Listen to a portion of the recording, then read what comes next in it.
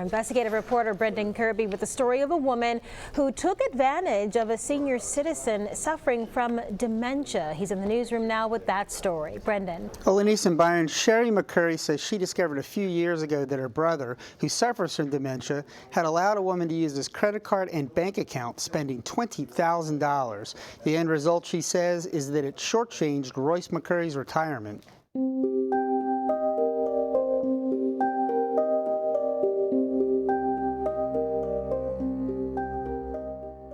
Royce McCurry worked 22 years at the Coca-Cola bottling plant in Mobile, advancing to production manager before a layoff pushed him to a second career as a flooring salesman. Along the way, he raised 2 children, was a fanatical golfer, and enjoyed University of South Alabama baseball games. Now 77 and suffering from dementia, instead of enjoying his golden years in comfort, McCurry finds himself a victim of a crime that family members and law enforcement officials say cost him thousands of dollars. It broke my heart. It really and truly did. That was Sheryl McCurry, recalling the woman who befriended her brother at a grocery store in 2016 and started taking advantage of his cognitive health. We've agreed to withhold the woman's name because McCurry fears retaliation. McCurry says she found out her brother had been victimized when she saw a Belk credit card statement.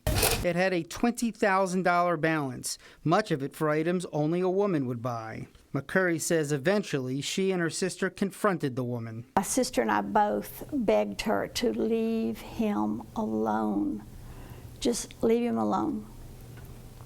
She didn't.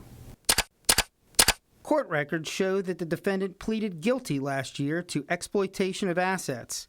A judge sentenced her to probation and ordered her to pay more than $2,000 in restitution to the victim. There's some kind of emotional hole that they play on. Mobile County Assistant District Attorney Clay Rossi, who heads the office's white-collar crime unit, says cases like McCurry's are not unusual. They are incredibly common, so I would say probably once a month there'll be at least accusations of it.